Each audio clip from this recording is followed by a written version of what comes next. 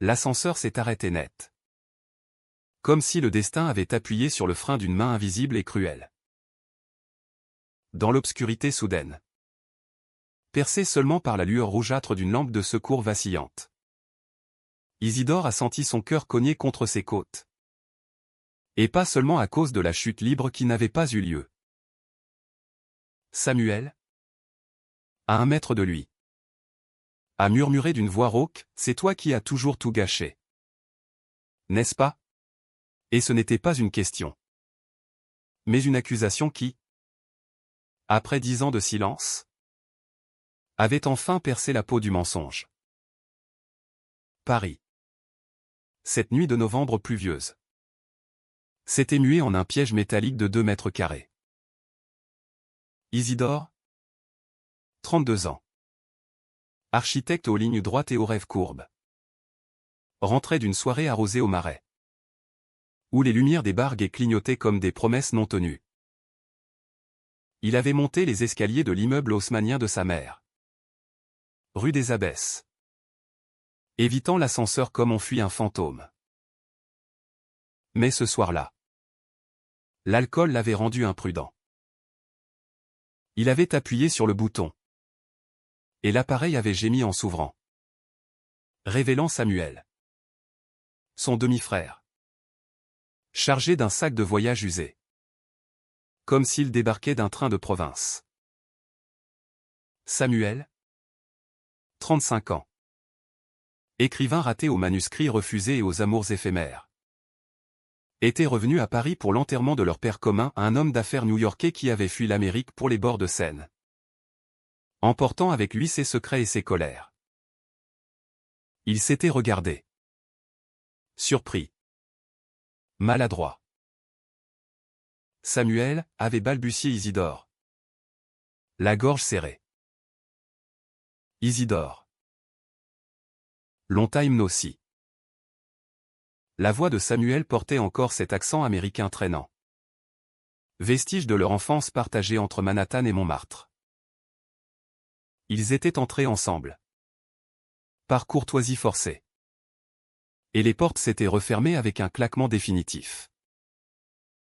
Puis, le néant. Le câble avait lâché ou fin de lâcher et l'ascenseur s'était figé entre le 3e et le 4e étage. Isidore avait pressé les boutons d'alarme. Son téléphone sans réseau. Tandis que Samuel s'était assis sur le sol, les genoux ramenés contre sa poitrine. Comme un enfant puni. Le silence s'était installé. Épais.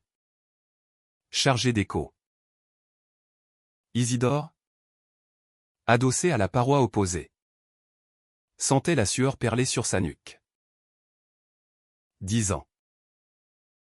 10 ans depuis cette nuit d'été où tout avait basculé. Où leur père les avait surpris dans la chambre d'Isidore. À la campagne normande. Pas de violence physique. Non, leur père n'était pas de cela. Mais des mots. Oh. Des mots comme des lames, vous êtes ma honte. Mes fils. Mes monstres. Et Samuel qui avait nié. Qui avait fui. Qui avait trahi en jurant que ce n'était qu'une erreur d'ivresse. Une curiosité juvénile. Isidore, lui, avait tout enduré, les thérapies forcées. L'exil à New York pour se redresser. Les nuits solitaires à haïr l'amour qu'il portait encore. Enfoui. Pour ce frère aîné qu'il avait abandonné. Appelle quelqu'un. Grogna Samuel enfin. Brisant le vide. Sa voix était un mélange de défi et de vulnérabilité. Comme toujours. Isidore secoua la tête. Exaspéré. Pas de réseau. Et toi? Monsieur l'écrivain. Tu n'as pas un poème pour invoquer les pompiers? L'ironie était leur langage commun. Appris dans les dîners tendus où leur père, Bourbon en main, racontait ses conquêtes new-yorkaises pour masquer ses propres failles. Samuel ricana. Un son amer. Toujours le sarcastique. Un. Comme si les mots pouvaient réparer ce que tu as brisé. Isidore sentit la colère monter. Chaude. Familière. Moi? C'est toi qui as tout avoué à papa. Toi qui as dit que c'était ma faute. Que j'étais le faible. Le tentateur. Tu m'as laissé pourrir là. Pendant qu'il m'envoyait chez ce psy qui sentait le cigare rance. Les mots jaillissaient. Libérés par l'enfermement. Par l'odeur de métal et de pluie qui imprégnait leurs vêtements. Samuel leva les yeux. Et dans la pénombre, Isidore vit l'éclat d'une larme. Où était-ce la sueur? Je l'ai fait pour te protéger. Idiot. Il allait te déshériter. Te chasser. Moi. J'étais l'aîné. Je pouvais encaisser. Mais toi, sa voix se brisa. Et il détourna le regard. Le temps s'étirait. Interminable. Dehors. On entendait vaguement les sirènes de la ville. Les klaxons des taxis. La vie qui continuait sans eux.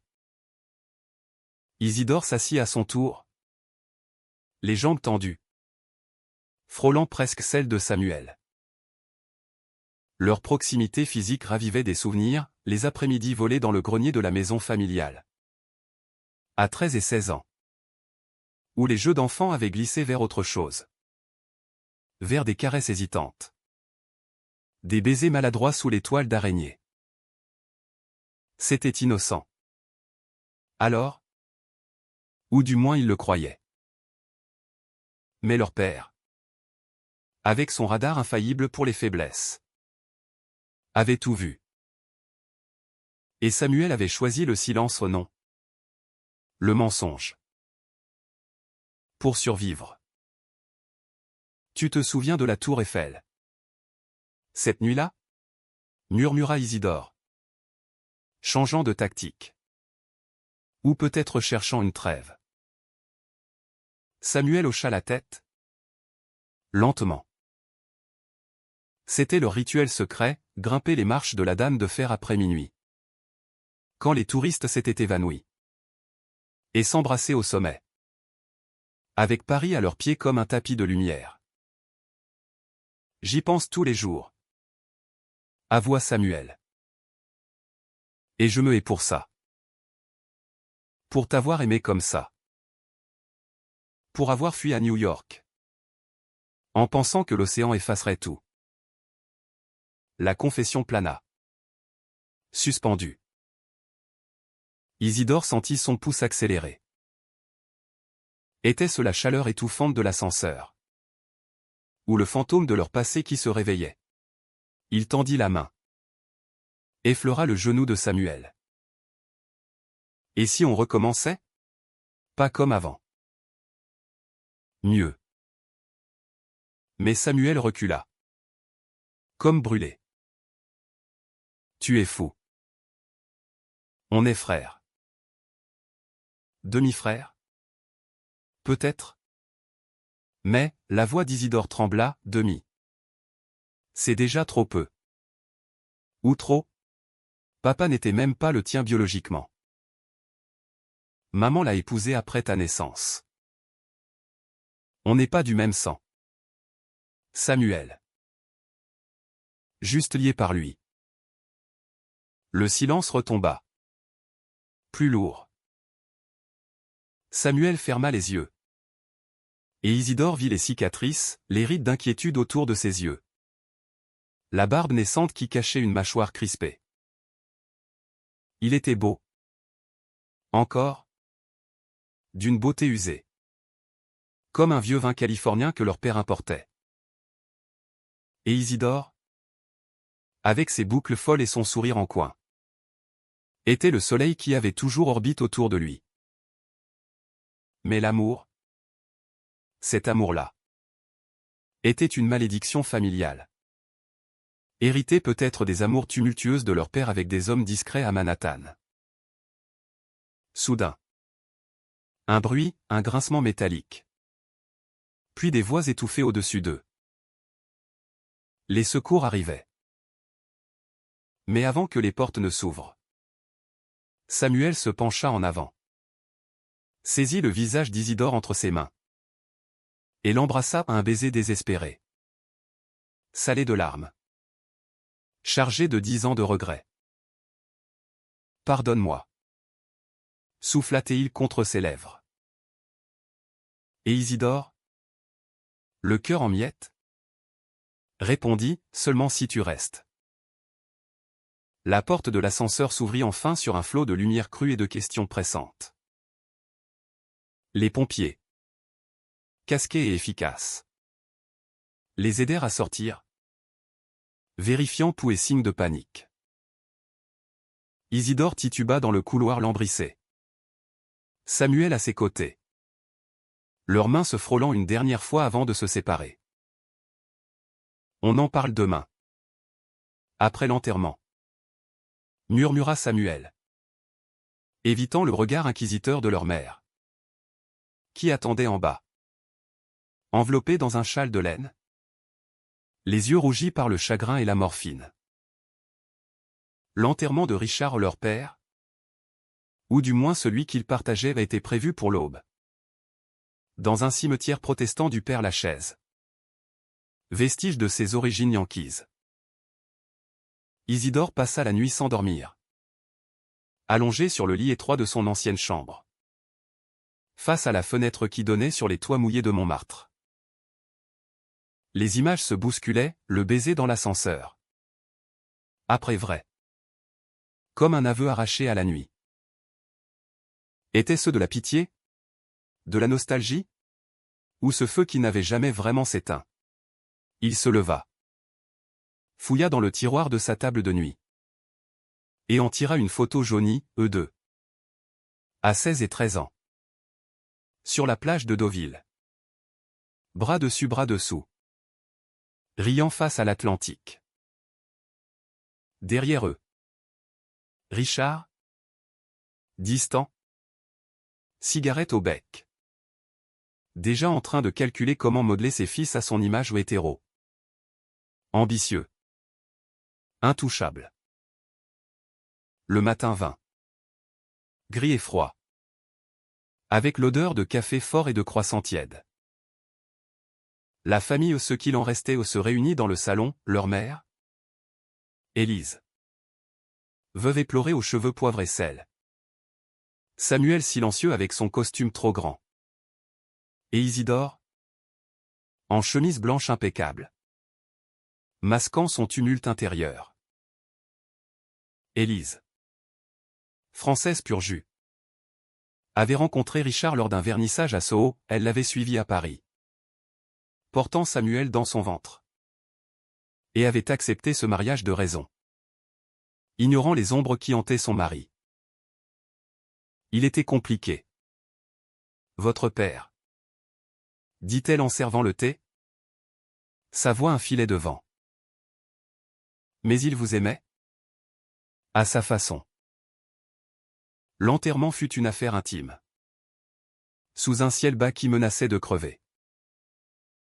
Le cercueil de chêne américain trônait près d'une tombe anonyme. Entouré de quelques amis expatriés ou des banquiers à la retraite.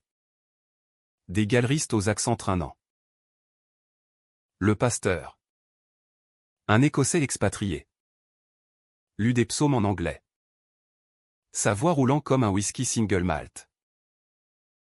Isidore se tenait raide.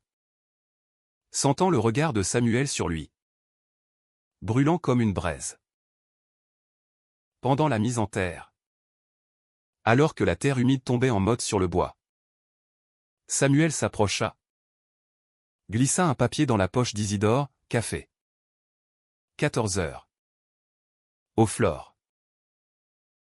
Viens. Le café de Flore, boulevard Saint-Germain, était un sanctuaire pour les âmes perdues. Isidore arriva en avance. Commanda un expresso serré. Et observa les passants, des intellectuels en écharpe. Des touristes égarés. Des amoureux main dans la main. Quand Samuel entra, trempé par une averse soudaine, il avait l'air d'un naufragé aux cheveux plaqués, yeux cernés. Ils s'assirent à une table d'angle, sous le portrait de Sartre, et commandèrent des tartines beurrées, comme pour ancrer le réel. Parle-moi de ces 10 ans, dit Isidore d'emblée, sa voix basse pour ne pas trahir l'urgence. Samuel remua son sucre. Lentement. New York m'a bouffé. J'ai écrit un roman sur nous. Vaguement, mais personne n'a voulu le publier. Trop cru. Trop queer pour les éditeurs mainstream. J'ai couché avec des types qui me rappelaient toi, des architectes. Des rêveurs. Mais rien n'a collé. Et toi? Paris t'a guéri? Isidore rit. Un rire sans joie. Guéri? J'ai construit des tours de verre pour des riches qui fuient leurs propres reflets. J'ai dragué aux queens. Embrassé des inconnus. Mais c'était vide. Sans toi. Le silence s'installa à nouveau. Mais cette fois, il était complice. Samuel posa sa main sur la table. Paume ouverte. Isidore hésita. Puis l'effleura du bout des doigts. Ce n'est pas simple. Easy. La société. La famille et si on recommence tout. Et que ça finit en miettes? Isidore serra plus fort. Mieux vaut des miettes que rien. On n'est pas lié par le sang. Souviens-toi. Juste par un fantôme qui nous a pourris. Les jours suivants furent un tourbillon doux amer. Samuel prolongea son séjour, prétextant trier les affaires de Richard. Ils se revirent en secret, promenade le long de la Seine au crépuscule, où les lumières des ponts dansaient sur l'eau comme des promesses, dîner dans des bistrots de Belleville, partageant des assiettes de charcuterie et des confessions chuchotées. Une nuit. Chez Isidore, dans l'appartement moderne qu'il avait conçu lui-même aux lignes épurées. Baies vitrées sur la tour Eiffel. Ils cédèrent. Les vêtements tombèrent comme des feuilles d'automne, révélant des corps marqués par le temps, cicatrices d'appendicectomie pour Samuel. Tatouage discret d'une boussole sur l'épaule d'Isidore, pointant vers l'ouest. Vers l'Amérique perdue. Leur étreinte fut lente. Exploratoire. Comme si 10 ans n'avaient été qu'une pause. Samuel? Au-dessus. Murmurait des mots en anglais, I missed you. Broder? Et Isidore répondait en français. Reste. Mon amour interdit. C'était romantique. Viscéral? Un mélange de tendresse et de désespoir. Mais au matin, la réalité reprit ses droits, un appel d'Élise. Qui avait trouvé des lettres dans les papiers de Richard? Des lettres d'un amant américain. Datant des années 80. Confessant un amour caché. Une vie double. Il était comme nous, dit Élise au téléphone. Sa voix brisée. Pourquoi ne m'a-t-il rien dit? Isidore raccrocha, le cœur serré, et regarda Samuel endormi. Leur père, ce tyran homophobe, avait été gay lui-même? La révélation fissura tout, la colère refleurit. Les doutes s'insinuèrent. Était-ce héréditaire? Cette malédiction d'aimer dans l'ombre? La découverte des lettres changea la donne. Comme un domino qui en entraîne 1000 autres. Élise organisa une veillée improvisée à la maison familiale. Rue des Abbesses. Invitant les rares amis encore en vie de Richard. L'appartement. Avec ses meubles art déco et ses photos jaunies. Sentait le passé rance, tabac froid. Livre moisi. Regrets accumulés. Isidore et Samuel arrivèrent ensemble. Mais séparés. Par prudence. Élise, les yeux gonflés, brandissait une liasse de lettres nouées d'un ruban fané. Lisez. Mes fils. C'était son secret. Et le nôtre? Peut-être. Les lettres étaient écrites d'une main ferme. Sur papier en tête d'un hôtel de Chelsea, des aveux passionnés à un certain J. Un artiste qui avait partagé la jeunesse de Richard à Greenwich Village. Tu es mon feu. Mon chaos. Écrivait-il. Mais l'Amérique nous dévore. Et je pars pour Paris. Pour recommencer. Sans toi. Élise pleura en silence, touchant les mots du bout des doigts. J'ai su. Au fond. Ses absences. Ses colères. Mais j'ai fait semblant. Pour vous. Samuel. Blême. Serra les poings.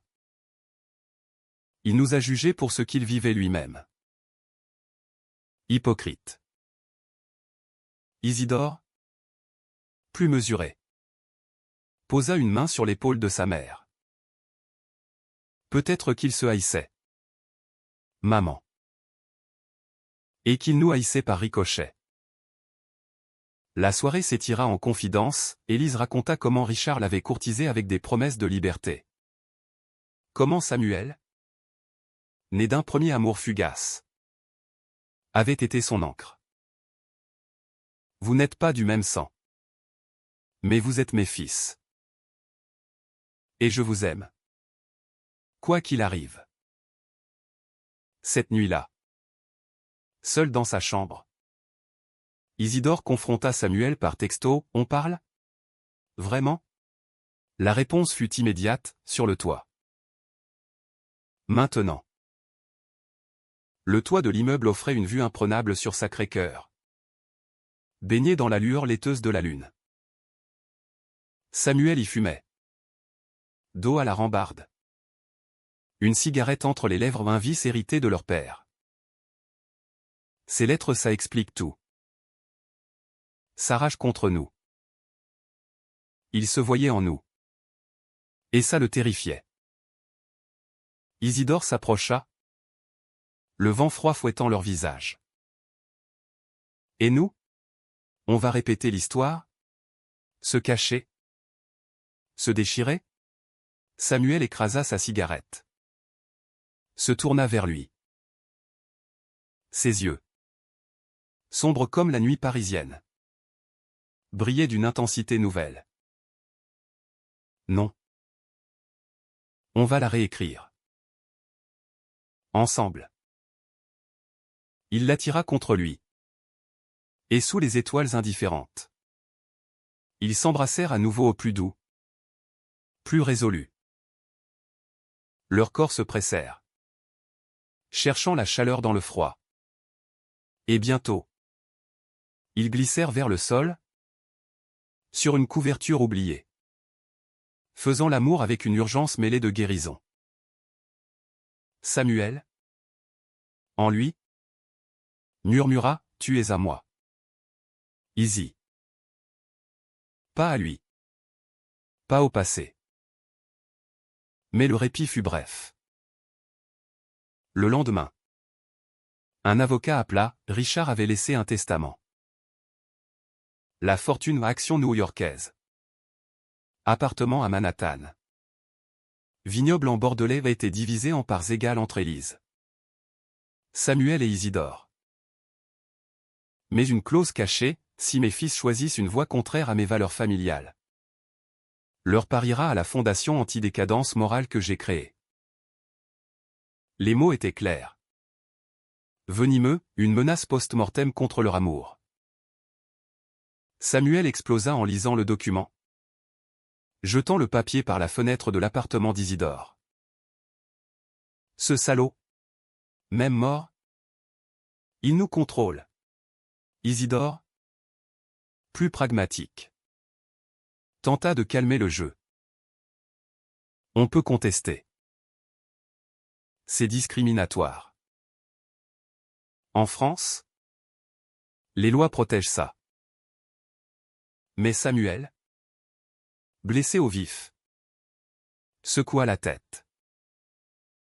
Et si on le fait? On salit son nom? Maman en souffrira. Et nous on deviendra les monstres qu'il voyait. Le conflit s'installa. Sournois. Samuel commença à s'éloigner, annulation de dîner. Silence aux appels. Isidore, sentant la fissure, insista pour une escapade un week-end à la campagne normande. Là où tout avait commencé. Ils prirent le train à la gare Saint-Lazare. Sac à dos léger. Feignant l'insouciance. La maison familiale. Fermée depuis des années. Les accueillit avec son odeur de bois humide et de souvenirs. Dans le grenier. Sous les mêmes toiles d'araignée. Ils retrouvèrent une boîte, des polaroids de enfants. Des lettres de Richard à J. Et un journal intime de Samuel. Adolescent. Confessant son amour pour Isidore envers Maladroit. Tu l'as gardé? Demanda Isidore. Ému. Samuel rougit. Je n'ai pas pu le brûler.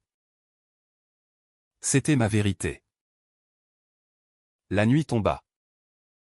Et ils firent l'amour sur le lit étroit. Tendre. Vulnérable. Mais au matin. Samuel murmura, et si on arrête? Pour l'héritage. Pour maman. On pourrait être amis. Non. Isidore sentit le monde basculer. Amis? Après ça? Tu me trahis encore. La dispute éclata. Violente?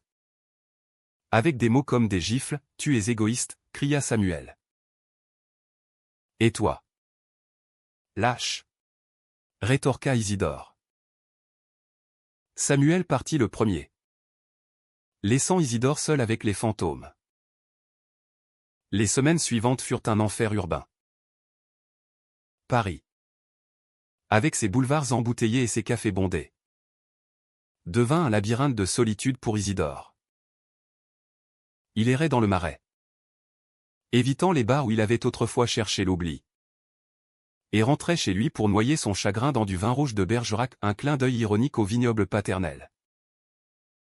Samuel, lui, s'était retranché dans un hôtel près de Bastille. Prétendant finaliser le testament avec l'avocat. Mais Isidore savait, c'était la fuite. Encore. La trahison. Déguisée en prudence. Élise, sentant la tempête, invita Isidore à dîner. Où est Samuel? Demanda-t-elle en servant un coq au vin fumant. Isidore hésita. Puis lâcha tout, l'ascenseur.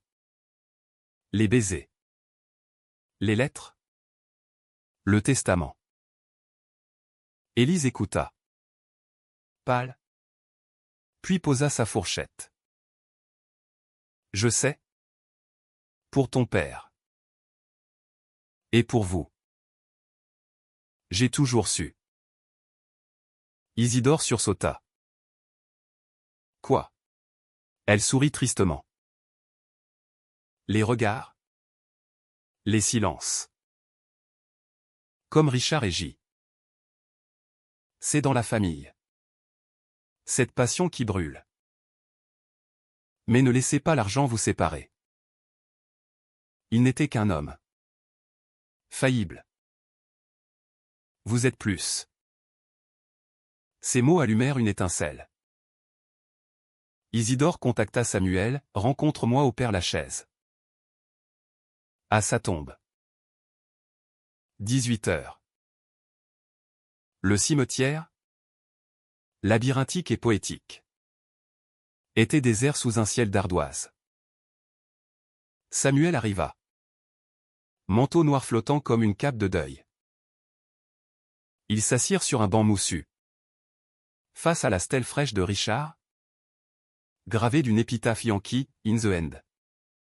We all return to dust. J'ai peur. Easy. Avoua Samuel. La voix tremblante.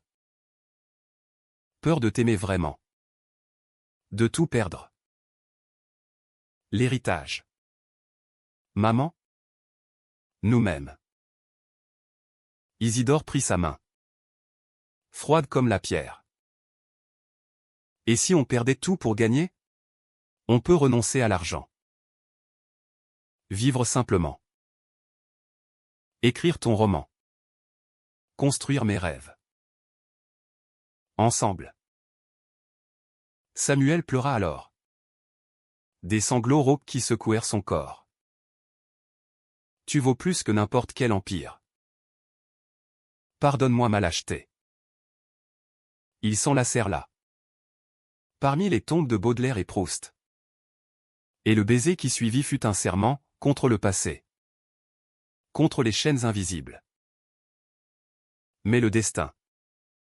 Ce farceur français. Avait d'autres plans.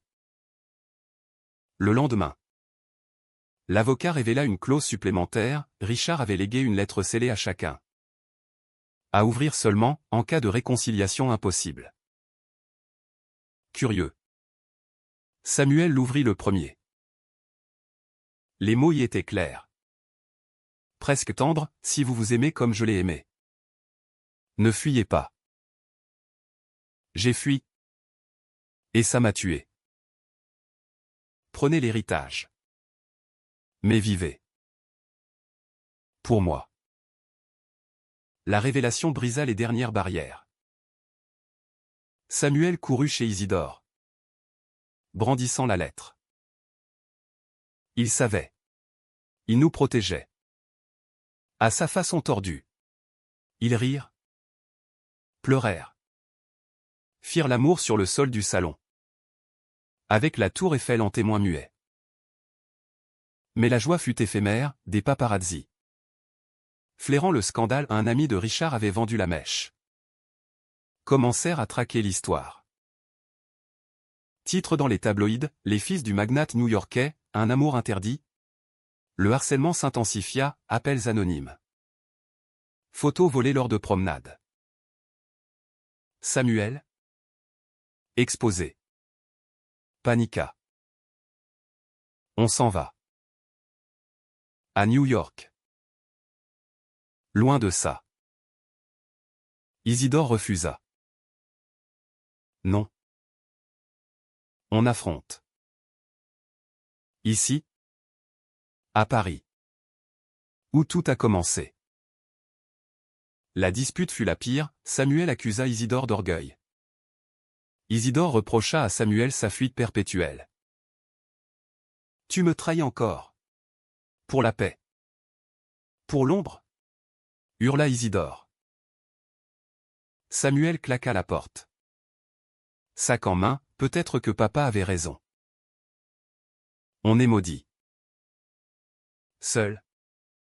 Isidore sombra. Il but.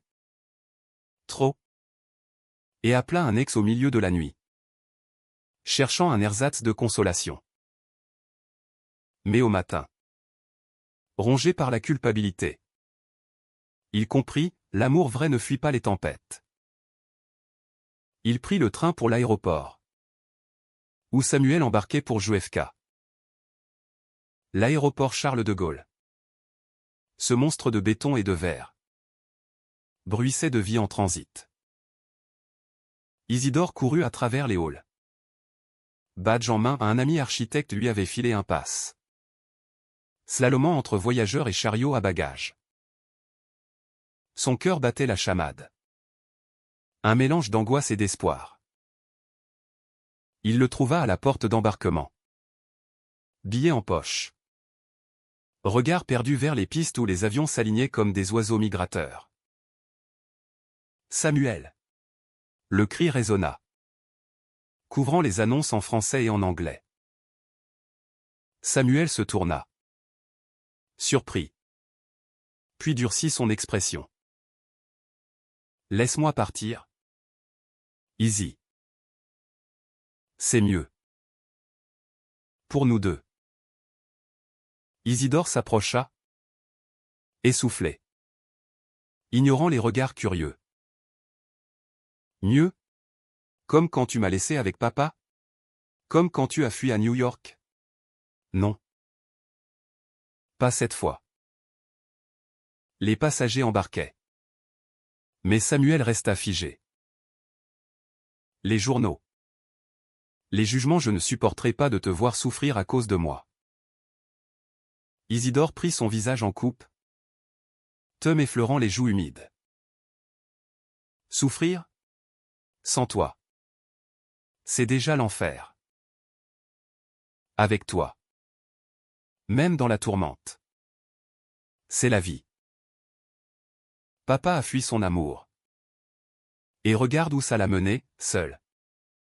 Amer? Mort sans rédemption. On n'est pas lui. On est nous. Demi-frère? Amant? Survivant. Un silence? Puis Samuel craqua. Ses épaules s'affaissèrent. Et il se blottit contre Isidore. Là. Au milieu de l'anonymat aéroportuaire.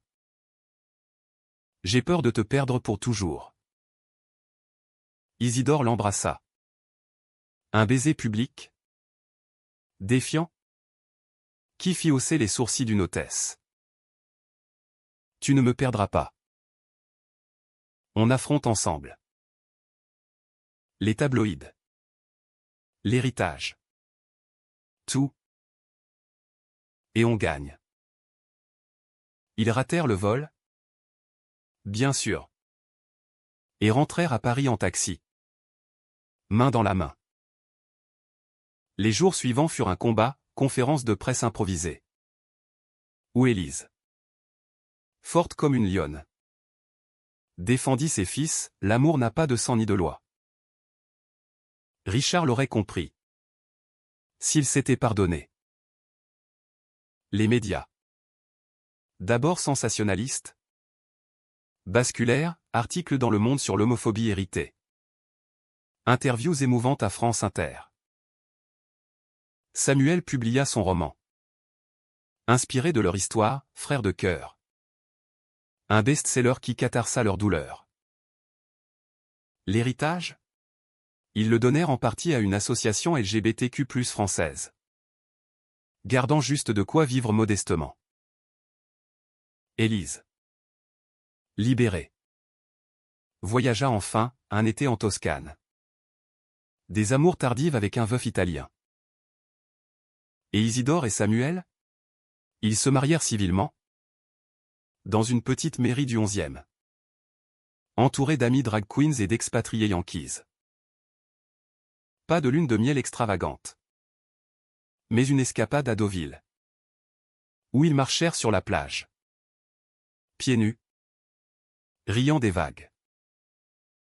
Un soir. Des années plus tard. Coincés à nouveau dans un ascenseur cette fois. Dans leur immeuble rénové. Qu'Isidore avait conçu avec des baies vitrées et des rappels art déco. Samuel taquina, encore. Le destin adore nous piéger. Isidore sourit. L'attirant près de lui. Où nous réunir. Dans le silence complice.